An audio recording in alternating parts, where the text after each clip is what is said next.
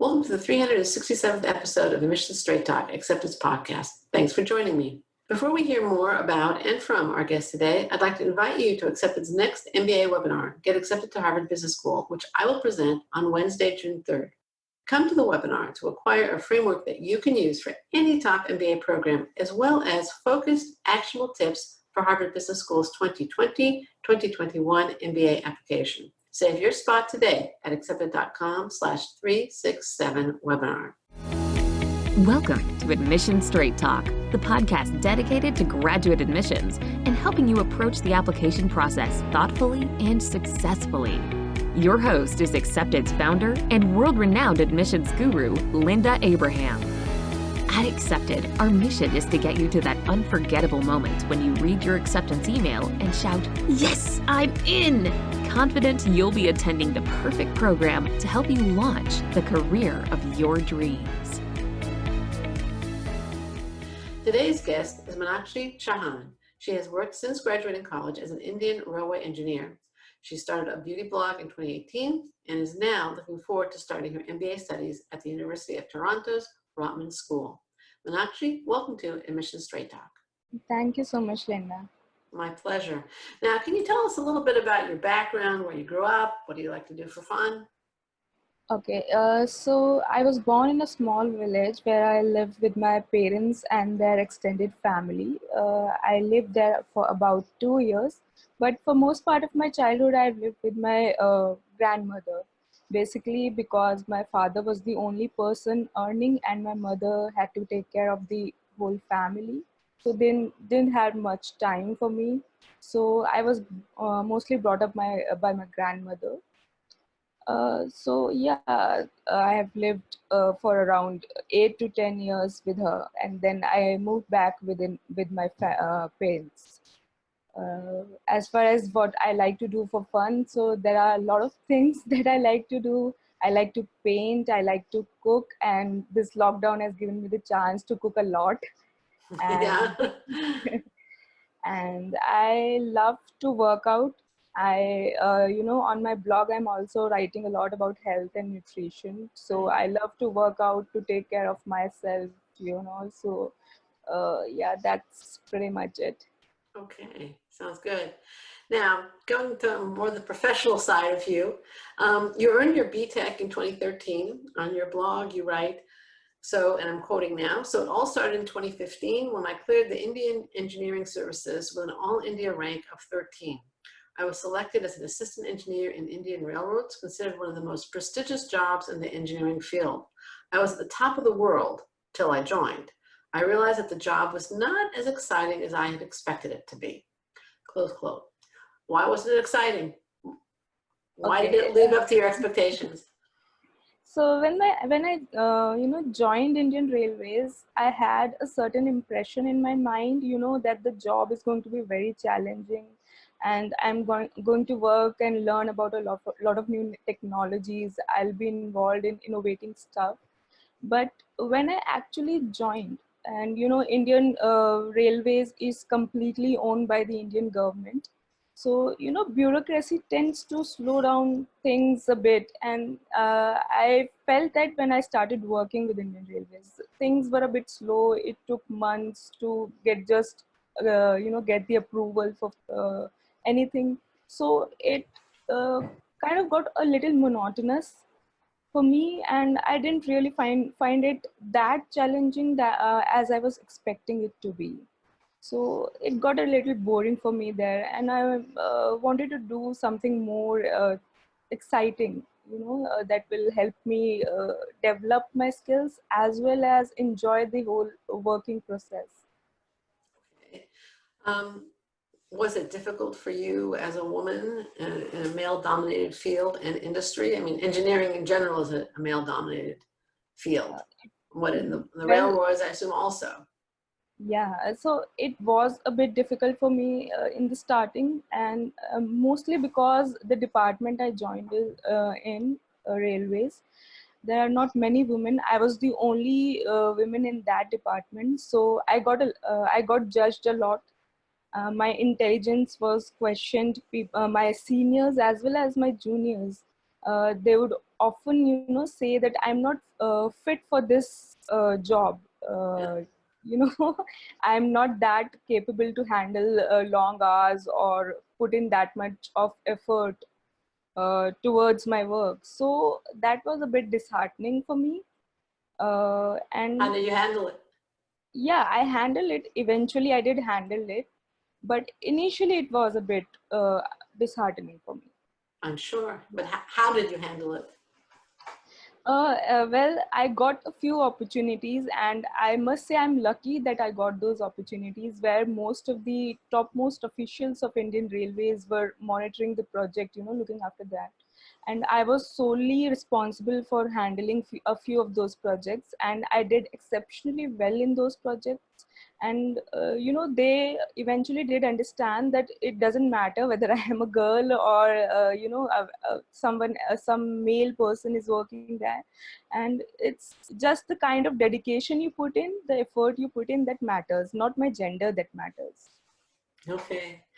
So you've worked with the Indian Railways for just about 5 years. Did the frustration ultimately learn you to lead you to turn to business and an MBA? No, it's not just I wouldn't say it was the frustration. Okay. uh, but I just want to grow from where I am. I have achieved something in life. I have a certain set of skills, and now I want to grow and develop more. That's what Build them up. pushed me to pursue MBA. So I am from a technical field. I have a great technical skills. I have those quantitative skills. But the kind of job I'm doing, that's not just technical. It's more of a managerial, techno-managerial kind of a job. So those strategic skills, financial skills, they're equally important for me, and I want to develop those. That's why I wanted to do an MBA.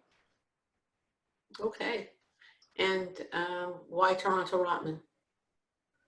Okay, so the most important thing about Rotman, which attracted me to Rotman, is that Rotman is a very innovative school. Yes, it is. There are even the video interview thing that is so common now with most of the colleges using that. It was, introduced by Rotman. That's right. And the CDL lab they have, the creative destruction lab, that's also an amazing initiative by Rotman. So the first thing that attracted me to Rotman was the innovation, the kind of innovation those people are doing. So that was the first thing. And plus there is a lot of diversity in Rotman, so even that attracted me to it, and I had my eyes fixed on this school, and I'm lucky enough that I got into it.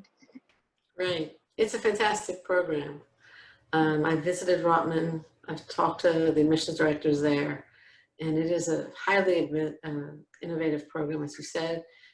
I think they were doing like design and approach to encouraging design thinking before it became a thing. It is everything that you're recognizing the right qualities and making that choice. What challenges did you face during the application process itself?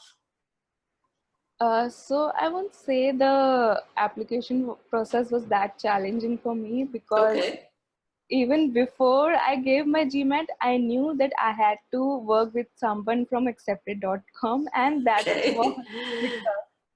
that was because one of my friend who applied to Kellogg last year, Yeah. she worked with Accepted, and she worked with Michelle, Uh-huh. and she recommended her to me. And I, even before my GMAT, I talked to Michelle. And she was the one who convinced me to give another go. My first score was around 660. So when I talked to Michelle, she told me to give it another go and improve my score. And because of her, I gave another shot. I got a better score, and then Great. I again contacted her that you have to help me with the application. So it was all very smooth for me because I worked with her from the starting. So the process was very smooth for me. That's great. Okay. No, Michelle is wonderful. She's a great Yeah, consultant. I'm she's sure. great. Yeah. Yeah. Are you concerned at all about the impact of COVID and the coronavirus pandemic on your MBA experience? Even Yes, getting a I visa to am. enter into Canada? Yeah, I am a bit worried about that because it's affecting the visas all over the world, and even currently I've not been able to apply my study permit, and I'm just worried that how much time it will take. The things are so uncertain at this point that you never know what will happen in next 2 weeks. So it's just a bit scary right now, but I'm hoping for the best that this thing passes soon. Right. Yeah. In terms of the visa, obviously that's completely out of your hand. It's like they're going to process your visa when they process your visa. Yeah. Are you concerned that part of your MBA might be online? In other words, you might get into Canada and, not have the same kind of team experience, if you will, make the same networking, have the same networking opportunities that MBAs typically have. Is that a concern for you? Yes, that's a concern for me, and I'm actually preparing myself for that because I think that there's a great possibility that some part of my course will be online if things don't improve in the near future. So yes, I'm a bit worried about this because I think I'll be lacking in the networking part because most of my course might be online. So yeah, I'm a bit worried about that. But let's see. Yes, my personal take is that it's possible that some of your course will be online, but I don't think most of it's going to be online. That's, Yeah, I'm hoping. for all that's worth, that would be my take. So now it's 7 years at this point since you graduated college. Are you concerned about transitioning back to school?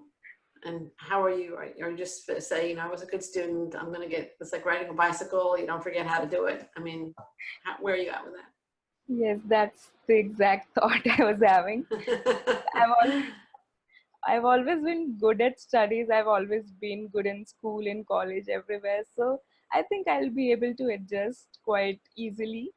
So I think I'll get used to the school thing within a few weeks, maybe. Now, you've emphasized throughout the call that you really, you were frustrated with the Indian Railways because it wasn't very innovative. You're attracted to Toronto rather, because it is very innovative, and it really is. What are your plans for the future? How do you intend to use your MBA? Where do you plan to Um, innovate? yes, actually, I wrote this about this in my essay. I don't plan to deviate much from my current path. I'm working in a technical field and I plan to stay in the field, but I want to enhance my skills. So there's a company, Bombardier, which is based in Canada and with whom Indian Railways has been a long time partner. So I plan to work, if I get the chance, I plan to work with Bombardier. It will be great because I'll be able to enhance my managerial, my business skills, as well as I'll stay connected to my main field. I'll be still connected to railways in some way. Mm-hmm. So I plan to do that, and maybe later in the future I might come back to India, and if I get the chance, I might work again with Indian Railways, and that experience and the knowledge that I gain I know will be definitely helpful uh, to help Indian Railways in some way. I remember my father, when he grew up in Europe, in the 1930s, and he always had a certain fascination with railroads, right? If we were driving and there was a train going by, I was, oh, look at the train, that kind of thing. Have you always had a fascination with trains and I railroads and things? I won't say I always had a fascination towards train, but yeah, there are many memories related to it because when we're young, we're mostly traveling by railways, and Okay. yeah, there are many memories related to that. And in India, railways is like huge, and Yes. people generally travel by railways, so it's everyone is in some way or other connected to trains. So yeah, it's not just a means of transporting people, it has certain memories related to it. Right. Do you have any tips for Rotman MBA applicants? So I would just say, people, the applicants need to relax a bit. I've heard a lot of people say that the application process is very difficult, and it's very frustrating. Even my friend who recommended Michelle to me, she was like, the application process is difficult than the GMAT itself. So I think if you manage the time properly, it can go very smoothly. You don't need to worry much about it, and you just need to think. Just need to think. Everyone has a story. Everyone has something to tell about, and you just need to take your time and work through it, and just relax a bit. Sounds good. And maybe have an accepted consultant like Michelle at your side that might Yeah, help too. definitely, definitely. Michelle is Now, great. yes. Um, Now, you mentioned earlier, and I want to go back to it. You have a blog, Healthy Passenger, I believe, right? Yes, Healthypassenger.com, right? yes. And your blog focuses on travel and beauty tips. How did you come to start that blog?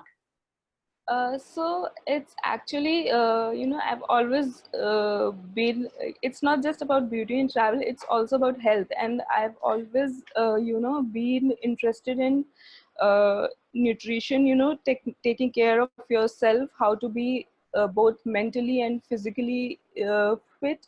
That's very important for yourself.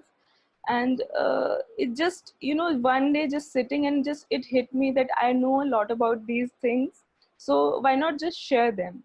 So I consulted my friend, he's now my husband, and I consulted him, and we together started this blog.